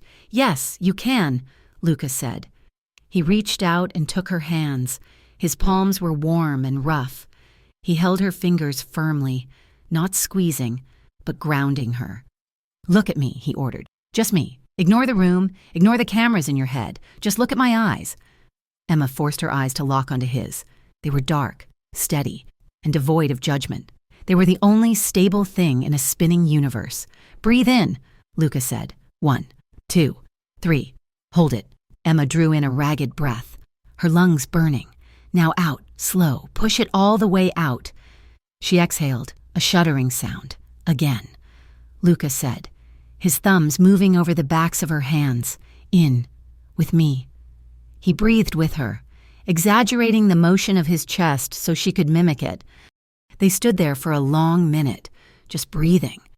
The panic began to recede, retreating like a tide, leaving Emma exhausted but present. Her breathing evened out. The room stopped spinning. She realized she was standing very close to him, their hands locked together between them. She should have pulled away. The panic was gone, but she didn't let go. Luca didn't let go either. He looked down at her, his expression softening from command to concern. His thumb traced a slow, soothing circle over her palm. The sensation sent a sudden, electric rush of heat up her arm, bypassing her brain and settling deep in her stomach. It was a jolt of awareness so sharp it almost hurt. "You are safe," Luca said quietly. "You are not there anymore. You are here, with me." Emma stepped closer. She couldn't help it. She was drawn to the quiet intensity of his gaze, to the sheer, undeniable strength that radiated from him. He was a dangerous man, a criminal, a killer perhaps, but in this moment, he was the only person who had ever made her feel completely safe. "Thank you," she whispered. Luca looked at her mouth, then back up to her eyes. His jaw tightened, as if he were holding back words, or perhaps actions, that would cross a line he had drawn for himself. He slowly released her hands, though his fingers lingered until the last possible second. "We will try again later," he said, his voice rough, "when you are ready. By evening." The penthouse felt less like a fortress and more like a home, albeit a temporary one. The tension of the investigation had given way to a quiet domestic lull. Emma found herself in the kitchen. She needed to do something with her hands other than wring them. She opened the massive refrigerator, finding it stocked with pristine, organic ingredients that looked like they had never been touched. She pulled out bell peppers, onions, garlic, and chicken. She found a knife block and a cutting board. "What are you doing?" Luca walked into the kitchen. He had changed into jeans and a black button-down shirt, sleeves rolled up. He looked tired, rubbing the back of his neck. "Cooking," Emma said, "chopping an onion with rhythmic precision. I need to be useful. I cannot just sit around while Nico does all the work and you pay for everything. I am making stir-fry." "Do not argue," Luca blinked, looking at the pile of vegetables. "I was going to order takeout. I am cooking," Emma repeated firmly. "Grab a knife." To her surprise, the mafia boss did not argue. He washed his hands and picked up a knife, looking at a red pepper with a mixture of suspicion and concentration. Emma watched him out of the corner of her eye. He moved with lethal grace when he was fighting or walking, but in the kitchen, he was surprisingly clumsy. He held the knife like a dagger, attacking the pepper rather than slicing it. The pieces were uneven, jagged chunks. It was endearing. It made him human. "No," Emma said, laughing softly. "Not like that. You are going to cut your finger off, and I do not know first aid." She set down her own knife and moved toward him. Without thinking, she reached around him to adjust his grip. "Here, let me show you," she said. She wrapped her hand over his right hand, guiding his fingers on the handle. Her left hand rested lightly on his forearm to steady it. "You have to let the knife do the work," she instructed. "Rock it back and forth." She guided his hand through a slice. "See? Smooth." Luca did not answer. Emma realized why. She was standing directly behind him, and reaching around to help him. She had pressed her body against his back. Her chest was brushed against his shoulder blade. Her face was inches from his neck. She froze. Luca went perfectly still. The silence in the kitchen was sudden and deafening. The domestic playfulness vanished, replaced by a crackling, high-voltage awareness. Emma could feel the heat of him through his shirt. She could smell the soap on his skin, mixed with the sharp scent of the cut peppers. She became hyper-aware of everything: the roughness of his hand under hers, the hardness of his back against her soft curves, the way his breathing had stopped. For 3 seconds, neither of them moved. It was a precipice. Then, Luca turned his head slightly. His cheek brushed against her hair. "Emma," he murmured. It was a warning. It was an invitation. Emma stepped back quickly, her heart pounding a frantic rhythm in her throat. She picked up her own knife, her hands shaking slightly. "Right," she said, her voice breathless. "Just, keep doing that." They finished cooking in silence, but the air between them had changed. It was charged, heavy with things unsaid, thick with a tension that felt like a storm about to break. After dinner, the mood shifted again. They moved to the living area. Nico had gone to sleep in one of the guest rooms, leaving the monitors dark. Soft music was playing from the speakers hidden in the ceiling. a forgotten playlist Nico must have left on. It was a slow, melancholic jazz track, a saxophone weeping over a steady bass line. Emma stood by the window, looking out at the city lights. They looked like diamonds scattered on black velvet. Somewhere out there. Adrian Cole was sleeping in a silk bed, thinking he had won. Luca came to stand beside her. He didn't look at the city. He looked at her reflection in the glass. "Dance with me," he said. It wasn't a question. Emma turned. "Why?" "Because the world is ugly," Luca said softly. "And for 5 minutes, I want to pretend it isn't." He held out his hand.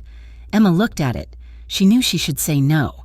She knew that every step she took toward him was a step deeper into a complication she might not survive. But she was tired of fear. She was tired of ugliness. She took his hand. Luca pulled her in. He didn't hold her like he had during the panic attack. This was different. He placed his hand respectfully at the small of her back, his touch firm but light. Emma rested her left hand on his shoulder, her fingers curling against the fabric of his shirt. They moved slowly, swaying to the rhythm of the saxophone. They didn't speak. There was no need. The language was in the movement. Emma felt the steady, protective strength beneath his shirt. He felt like a wall she could lean on, a shield that would never break.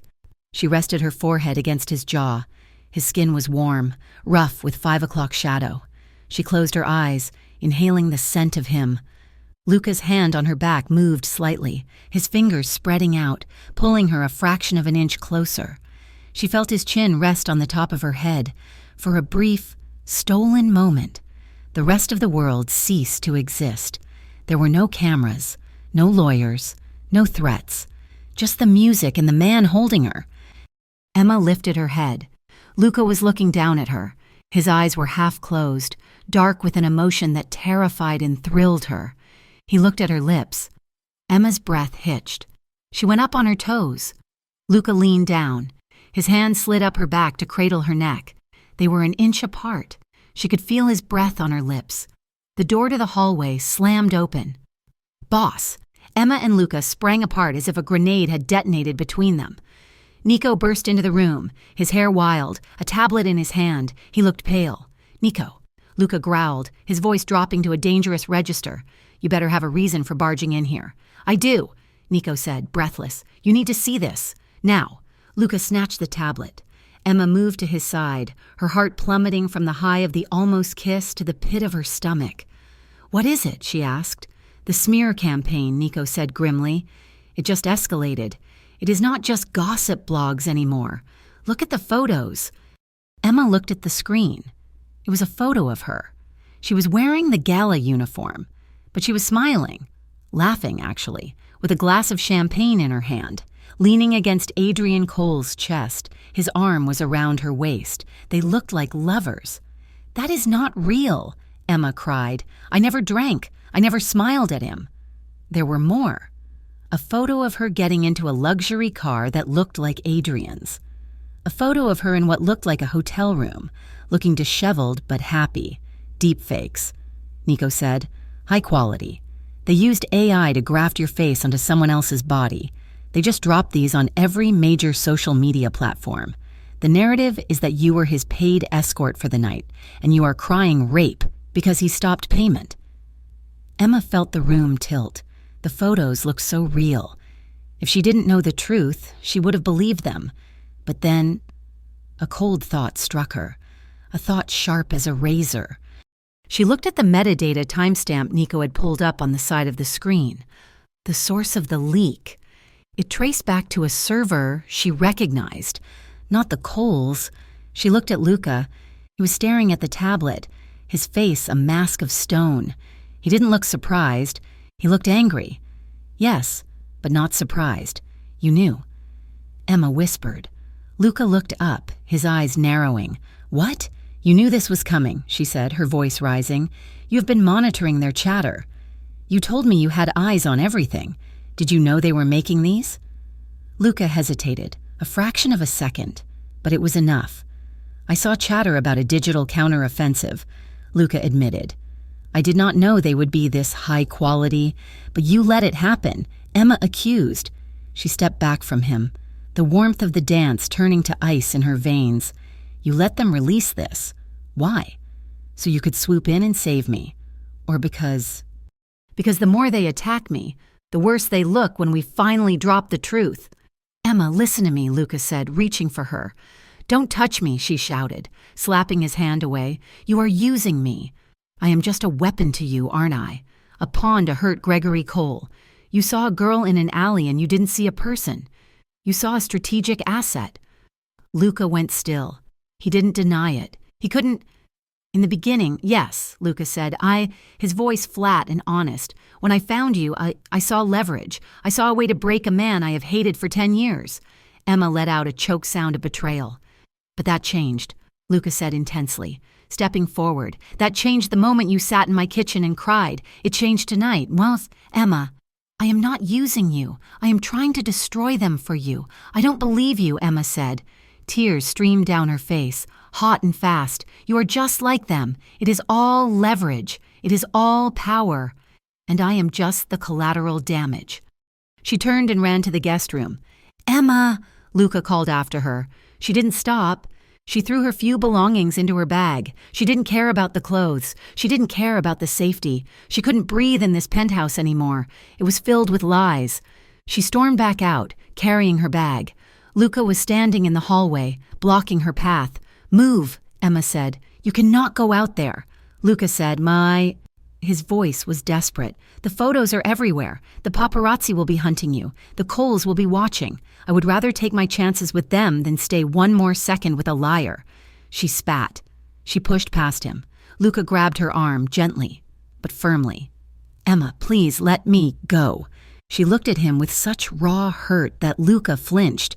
He released her arm. He stepped aside. Emma walked to the elevator. She punched the button. She didn't look back. The doors slid shut, cutting off the sight of Luca standing alone in his fortress. Luca stood there for a long time, staring at the closed doors. The silence of the penthouse returned, heavier than before. Nico watched him carefully. Boss? Luca walked to the window, looking down at the street 40 floors below. He watched until he saw a small figure exit the building, walking fast, head down against the wind. Get the team, Luca said quietly. To bring her back? Nico asked. No, Luca said. If I bring her back now, she will never trust me again. She needs to walk. She needs to feel the cold to know the heat is real. He pressed his hand against the glass, but put a detail on her. 4 men, 2 cars. Keep a 1-block perimeter. If anyone gets within 10 feet of her, you put them in the hospital. Do you understand? Understood, Nico said. Luca watched Emma turn the corner and disappear into the night. She is not a weapon, Luca whispered to the empty room. Not anymore. The subway ride back to her old neighborhood felt like a descent into a world that no longer recognized her. Emma Blake kept her head down, clutching the strap of her bag until her knuckles turned white. When she finally emerged onto the street where she had lived for 5 years, the air smelled of rain and exhaust, just as it always had, but the atmosphere had shifted. It was hostile. She walked up the familiar steps of her apartment building, her key jammed in the front door, refusing to turn. After jiggling it for a minute, she buzzed the superintendent, but the line went dead the moment she announced her name. Thankfully, a tenant she didn't know exited, and Emma caught the door before it swung shut. She climbed the 4 flights of stairs, her legs heavy with exhaustion. She just wanted to grab the photo album of her parents and the few pieces of jewelry her grandmother had left her. She wanted to reclaim the pieces of herself that existed before the gala. She turned the corner of the 4th floor hallway and stopped dead. Her apartment door was not how she had left it, across the peeling beige paint. Someone had taken a can of bright red spray paint and scrawled a single word in jagged, dripping letters: liar. Piled in the hallway underneath the graffiti were 3 black trash bags. One had split open, spilling her clothes onto the dirty linoleum. Her favorite sweater was trampled, covered in dust and a footprint. Emma stood frozen, her breath hitching in her throat. The violence of it was quiet but absolute. It was a message that she had been erased. A door down the hall creaked open. Mrs. Gable, an elderly woman who used to bake Emma cookies for Christmas, peered out. Their eyes met. Emma took a step forward, a plea forming on her lips, but misses. Gable's face hardened. She looked at the red paint, then at Emma, and closed her door with a definitive click. They chose him. Emma whispered to the silence. They do not even know him, and they chose him. She knelt and touched the spilled sweater. It was ruined. Everything was ruined. The tears came then, hot and stinging, but they were not tears of sorrow. They were tears of a rage so pure it felt like it could burn the building down. She stood up, leaving the bags where they lay. She did not need the sweater. She did not need the photo album. She needed the truth. She pulled out her phone. The screen was cracked, but it worked. She looked up the location of the new coal development project, the Riverside Pinnacle. The news had been bragging about it all week. Adrian was scheduled for a site walkthrough today. If the world wanted to paint her as a villain, she would stop hiding. She would go to him. She would make him look her in the eye and say that he didn't do it. The Riverside Pinnacle was a skeleton of steel and concrete, rising 70 stories above the waterfront. It was an active construction site, surrounded by high fences and signs promising luxury living for the elite. Emma walked up to the security gate. She expected to be turned away. She expected to be yelled at instead. The guard in the booth looked at her ID, then looked at a clipboard. His expression shifted into something unreadable. "Mister?" "Cole is on the sublevel inspecting the parking structure." The guard said, buzzing the gate open. "He said to send you down if you arrived." Emma walked through. Her heart hammering against her ribs. It felt too easy. It felt like walking into a lion's den, but she was past the point of self-preservation. She took the construction elevator down, the metal cage rattling as it descended into the earth. The doors opened onto a vast, unfinished parking garage. It was a cavern of gray concrete, dimly lit by temporary work lights strung from the ceiling. The air was cold and smelled of wet cement and dust.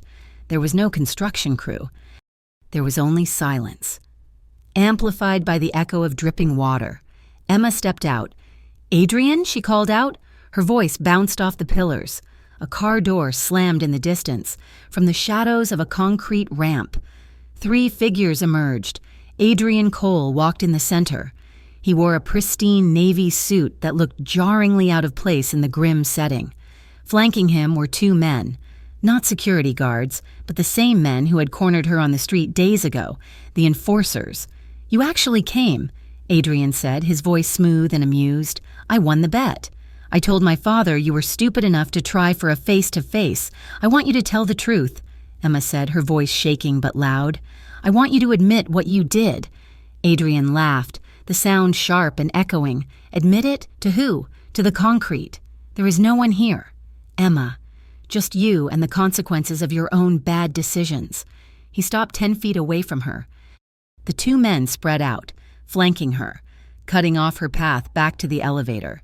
"You are playing the victim so well," Adrian sneered. "But look at you now. You are not a victim. You are an associate of Luca Marino. Do you think the police will listen to the girlfriend of a mob boss? You have destroyed your own credibility better than my lawyers ever could." "He does not control me," Emma said, stepping back as the men moved closer. "And he has evidence. He has footage from the hallway." Adrian's smile faltered. A shadow passed over his face, his eyes darkening into the same flat, shark-like gaze she had seen in the hotel room. "Footage can be lost," Adrian said, his voice dropping. "Just like people." He nodded to the men. "Grab her." Emma turned to run, but they were on her instantly. Rough hands seized her arms, wrenching them behind her back. She screamed, the sound tearing through her throat, but the garage swallowed it whole.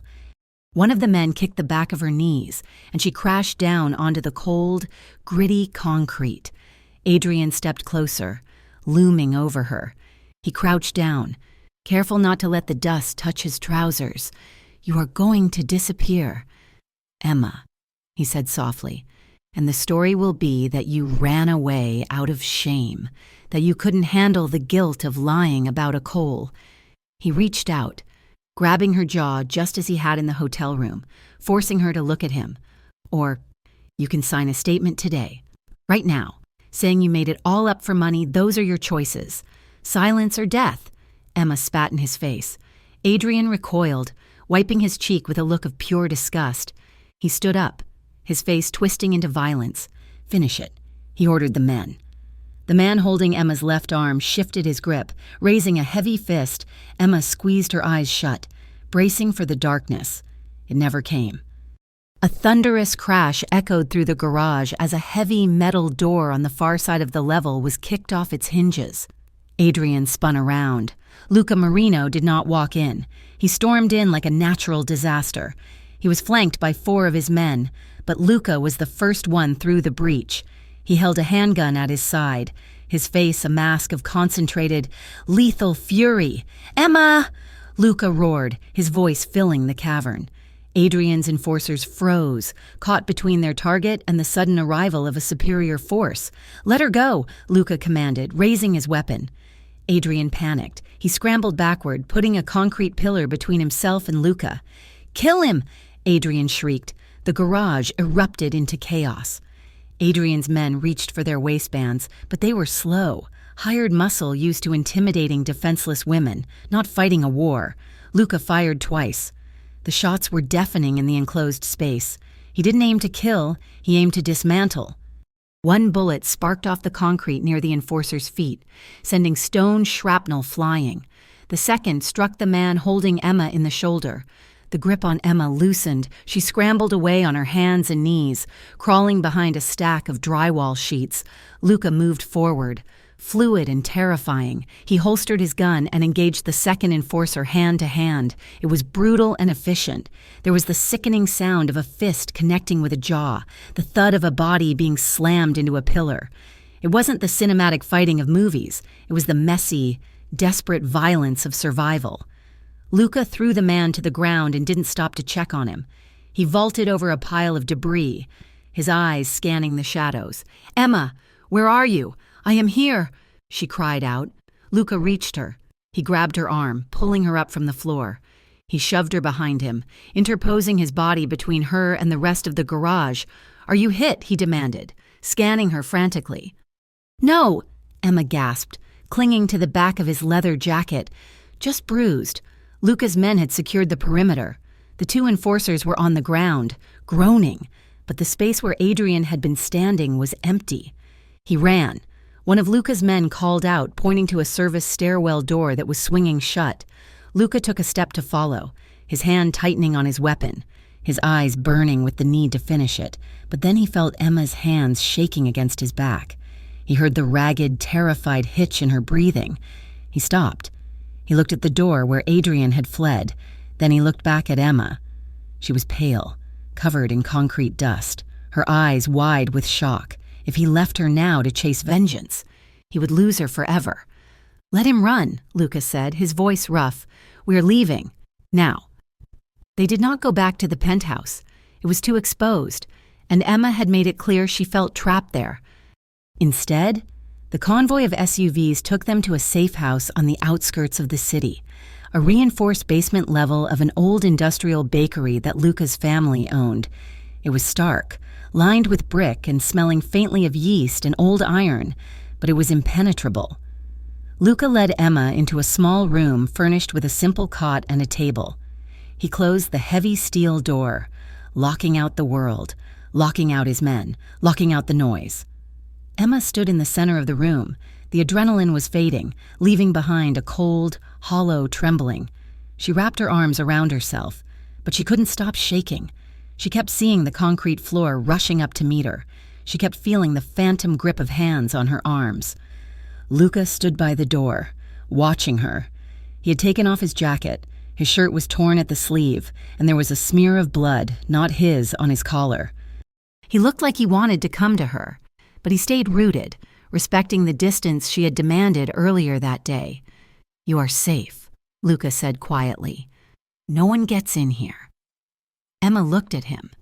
She saw the restraint in his posture. She saw the man who had walked into gunfire for her, the man who had let his enemy escape just to make sure she was okay. She didn't want distance. The distance was where the fear lived. The distance was where the cold was. I don't want to be safe, Emma whispered. Her voice was cracked. Luca frowned, confused. Emma, I want to feel something else, she said, her voice rising, bordering on hysterical. I want to feel alive. I am so tired of being scared. Luca, I am so tired of being broken. She crossed the room. It was a clumsy, desperate movement. She crashed into him, pressing her body against his chest, clutching his shirt in her fists. Luca's hands came up automatically to steady her, gripping her upper arms, but he tried to step back. Emma, you are in shock, he said, his voice strained. You don't know what you are doing. I know exactly what I am doing, she fiercely countered. She reached up, cupping his face with both hands. Her fingers were cold, stained with the dust of the garage. Her eyes blazed up at him, a fragile, volatile mix of terror and longing. She needed to overwrite the memory of Adrian's touch with something real, something consensual, something powerful. Kiss me, she begged. Please, make me feel real.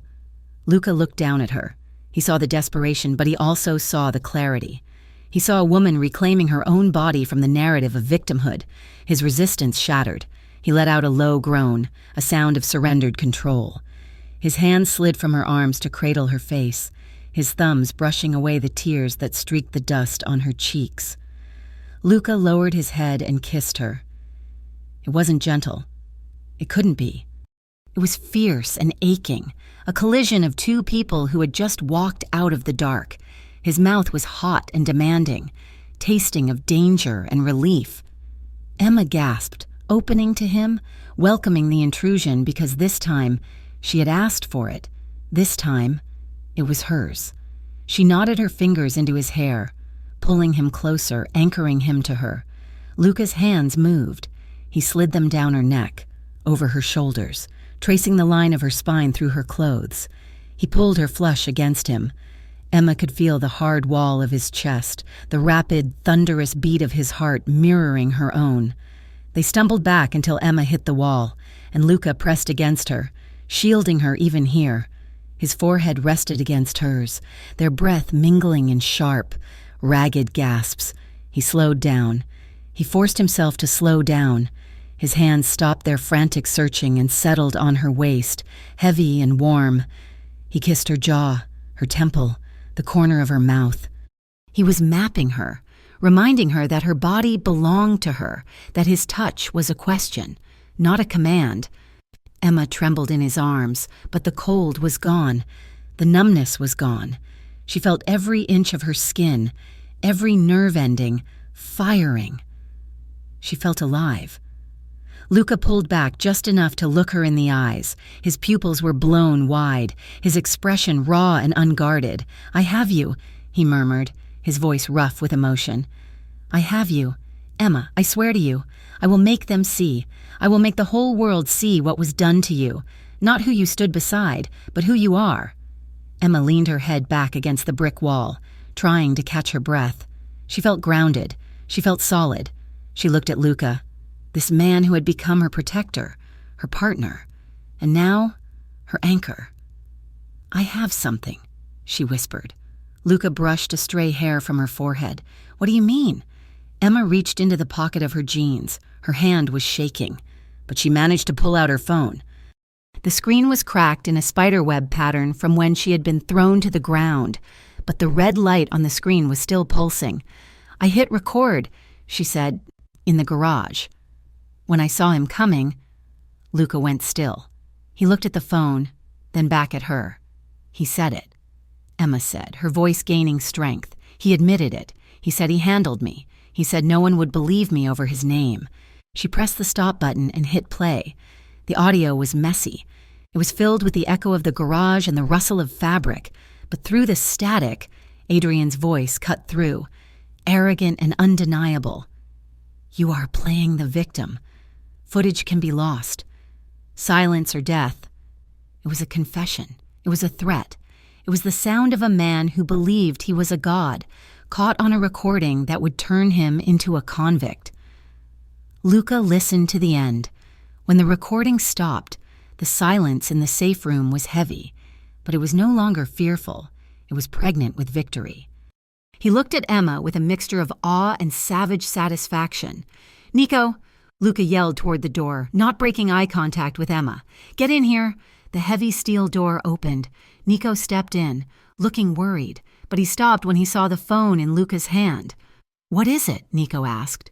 Luca took the phone from Emma gently, as if it were made of glass. He handed it to Nico. "Clean up the audio," Luca said, a dark smile touching his lips. "We have the weapon." Nico looked at the waveform on the screen, his eyes widening. "Is this—" "It is the end of the Cole Empire," Luca said. He turned back to Emma. He didn't touch her, but the look that passed between them was more intimate than the kiss had been. It was a partnership forged in fire.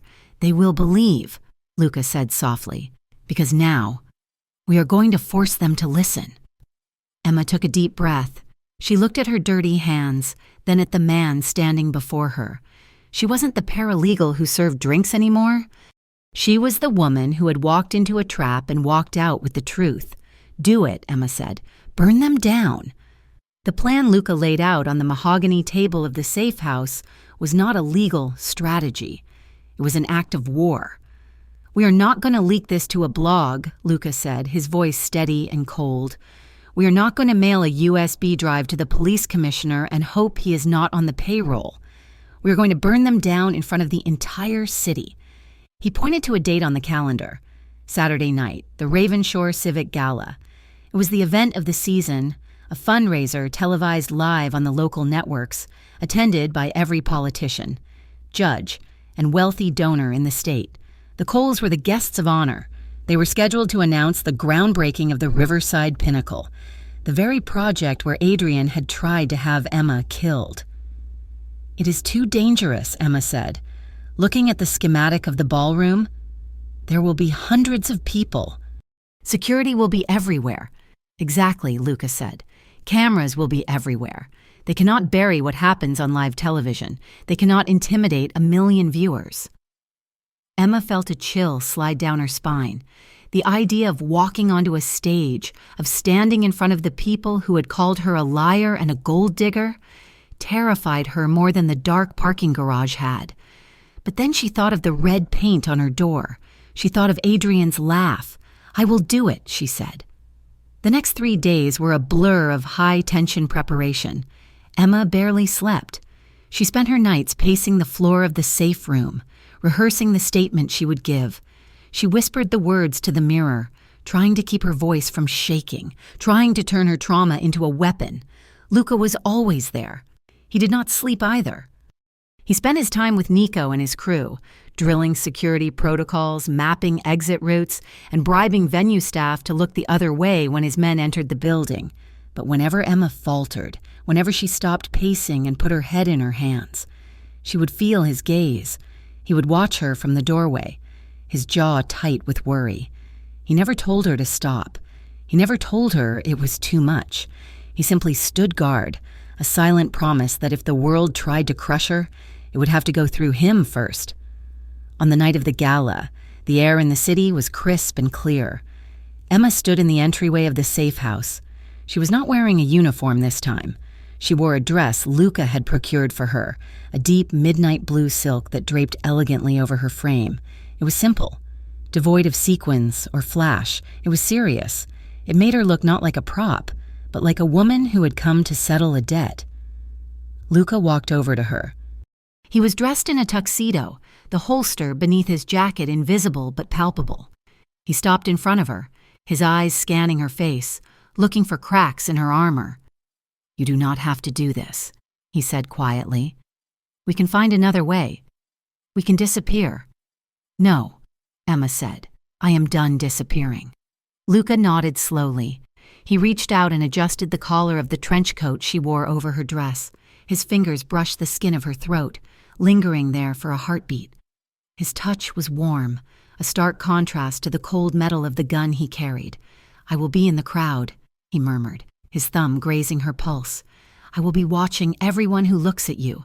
If anyone moves toward you, they will regret it." He pulled his hand away, the loss of contact leaving a physical ache in the air between them. "Let us go," he said. The grand ballroom of the convention center was a sea of diamonds and black ties. Waiters moved through the crowd with trays of champagne, a cruel echo of the night Emma's life had been derailed. Gregory Cole stood on the brightly lit stage, bathed in the glow of massive LED screens. He looked regal, the picture of a benevolent patriarch. Adrian stood beside him, looking smug and untouchable, waving to the applause. "Tonight is about the future," Gregory boomed into the microphone, his voice amplified to the rafters. "It is about safety. It is about progress. The Cole Foundation is dedicated to making Ravenshore a city where families can walk the streets without fear." Emma stood in the wings of the stage, concealed by a heavy velvet curtain. Her heart was hammering against her ribs like a trapped bird. She gripped the microphone Luca had given her, her knuckles white. Beside her, one of Luca's men gave her a sharp nod. Now, on the stage, Gregory raised a glass. "To the truth," he declared, as if on cue. The massive screens behind him flickered. The logo of the Cole Foundation distorted, pixelating into static. The polite jazz music cut out with a screech of feedback. A hush fell over the room. 3,000 people turned their heads. Then, a sound filled the hall. It was not music, it was a voice. "You are playing the victim." The audio was crisp and clear. Nico had done his work. Adrian's voice, arrogant and cruel, echoed off the walls. "No one will believe a woman with ties to a mafia boss." Silence or death. On the screens, images began to cycle. They were not the polished renderings of the new building. They were grainy security photos. Emma walking into the hotel room. Emma running out, her dress torn. The medical report from the emergency room. The timestamp matching the video. The eviction notice. The red graffiti on her door. The crowd gasped. A murmur rose like a wave, turning into a roar of confusion and shock. On stage, Adrian's face went the color of ash. He lunged for the podium, trying to grab the microphone from his father. "Turn it off," Adrian screamed, his voice cracking. "It is a fake! It is a setup! Cut the sound!" But the sound did not cut. It got louder. I handled her. Emma stepped out from behind the curtain. The spotlight hit her. It was blinding. For a second, she wanted to run. She wanted to dissolve into the floor. But then she looked at Adrian. She saw the panic in his eyes. She saw the fear. She walked to the center of the stage. Her knees were shaking so hard she thought she might fall. But she planted her feet. She lifted her microphone. "He is right," Emma said. Her voice trembled, but it carried through the speakers, cutting through the chaos. "He did handle me." The room went silent. Emma looked out at the sea of faces, the politicians who had ignored her, the donors who had judged her. "My name is Emma Blake," she said. "I was a server at the Cole Gala 3 weeks ago. I went into a room to do my job, and Adrian Cole assaulted me." "Liar!" Adrian shouted, moving toward her, his hands balled into fists. "She is a whore. She is lying." He took 2 steps toward her. From the front row of the audience, a shadow moved. Luca vaulted onto the stage. He did not draw his weapon. He didn't have to. He simply stepped between Emma and Adrian. He stood there, a wall of dark intent, his hands hanging loose at his sides. 4 of his men appeared at the edges of the stage, their presence an undeniable reminder that the balance of power had shifted. Adrian skidded to a halt. He looked at Luca, and he saw his own destruction staring back at him. Emma did not flinch. She kept speaking. "I went to the police," she said, her voice gaining strength. "They told me it was complicated. I went to my boss. They fired me. I went to my apartment. I was evicted." She looked directly at the camera, broadcasting live to the city. "I lost everything because I told the truth. And everyone in this room, everyone in this city looked away. You looked away because his name is Cole and my name is nothing." She took a deep breath and her voice cracked on the final words. "No one believed me." The silence that followed was heavy, suffocating. It was the sound of a city's conscience breaking. Then, the doors at the back of the ballroom burst open. Police officers flooded in, but they were not there to arrest the woman on stage. The state attorney, who had received a comprehensive digital package from Nico 5 minutes prior, marched at the front of the line. The officers moved through the confused crowd. Some looked hesitant, glancing at Gregory Cole, their longtime benefactor. But the cameras were rolling.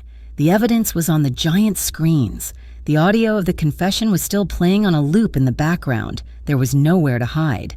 Gregory Cole tried to maintain his dignity. "This is an outrage," he bellowed. "Do you know who I am?" Officers swarmed the stage. They bypassed Emma and Luca. They went straight for the men in the tuxedos. "Get down," an officer shouted, grabbing Adrian's arm. Adrian struggled. "Get off me! My father will have your badge! Get on your knees!" the officer roared, kicking Adrian's legs out from under him. Adrian Cole, the heir to the empire.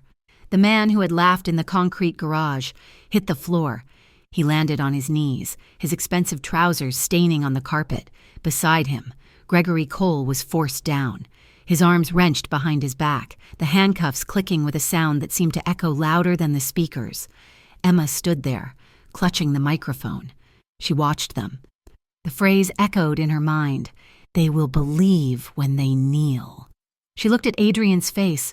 He was not looking at the cameras. He was looking at the floor, weeping with rage and humiliation.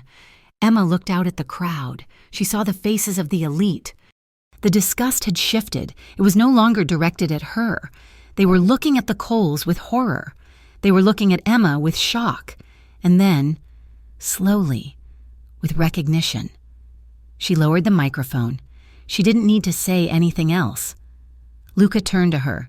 The chaos of the arrests swirled around them, shouting officers, flashing cameras, the roar of the press. But he created a quiet space just by looking at her. "You did it," he said softly. "We did it," Emma whispered. The aftermath was a hurricane. The arrest of the Coles was the lead story on every news channel in the country. The audio recording was played on repeat. The chain of custody complications vanished overnight as the state attorney scrambled to save his own reputation by throwing the book at Adrian. Emma's name trended online for 3 days straight. The hashtag #ISTandWithEmma replaced the vitriol. She received thousands of messages, apologies from strangers who had called her a liar, job offers from law firms, statements of support from the very hotel that had fired her. She was vindicated. She was a hero. But victory had a price. Luca sat in the safe house, watching the news coverage on a muted television. He knew the mechanics of the world better than anyone. He had exposed the Coles, but in doing so, he had exposed himself. He had walked onto a stage in front of the police and the cameras. He had declared war not just on a family, but on the status quo. The FBI was already building a task force. The rival families, sensing weakness and chaos, were circling. He could not stay, and he could not take her with him. If she stayed with him, she would never be free of the stigma.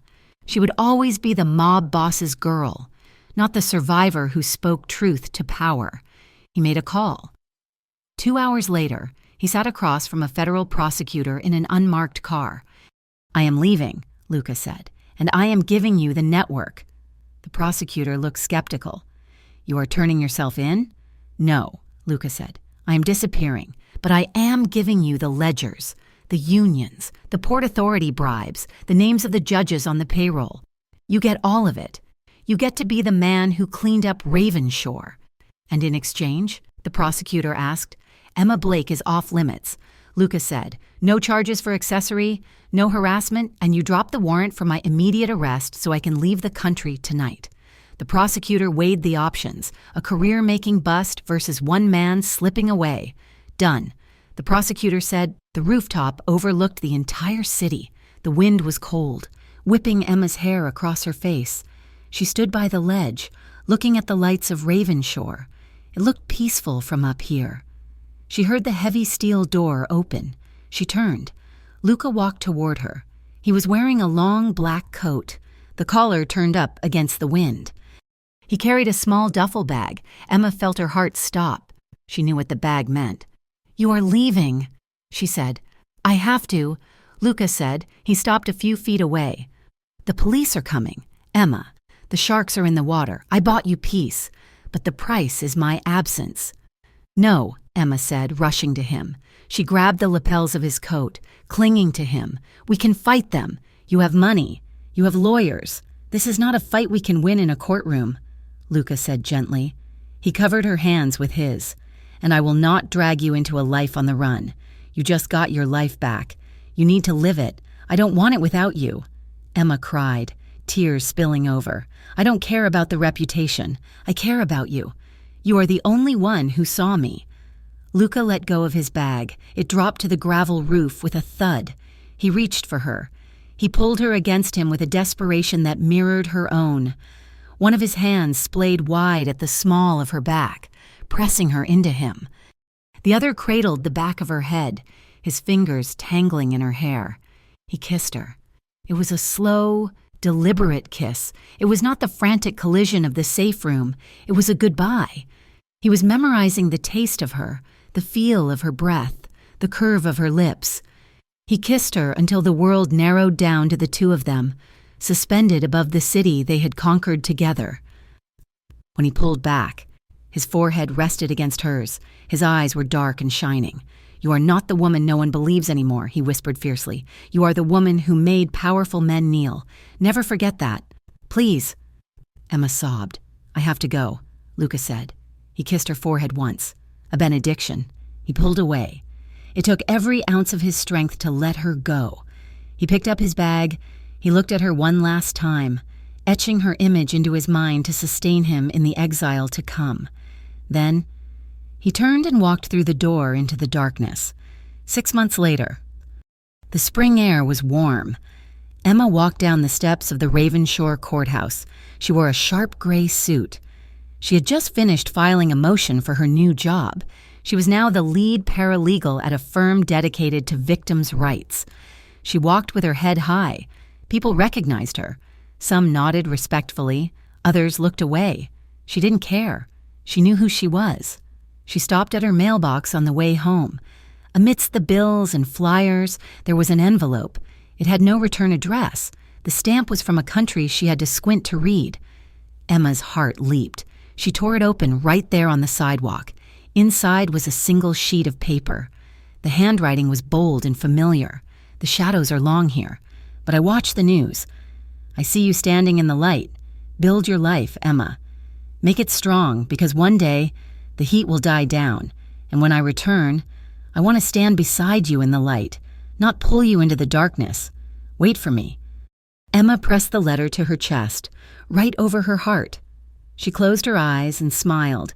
It was a smile of pure, unadulterated hope. She looked up at the sun. She was ready to build. She was ready to wait, because she knew, with the certainty of a woman who had walked through fire, that their bond was forged in truth. And truth was the one thing that could never be broken. Thank you so much for listening to this story. I hope you enjoyed the journey of Emma and Luca. It was an emotional ride from the depths of despair to the heights of justice. Please leave a comment below and tell me where you are listening from. I would love to know how far this story has traveled. And if you enjoyed this, please subscribe to Mafia Romance Stories for more tales of passion, danger, and redemption. Share your thoughts in the comments. Did you like the ending? What do you think happens when Luca finally comes back? I can't wait to read your theories.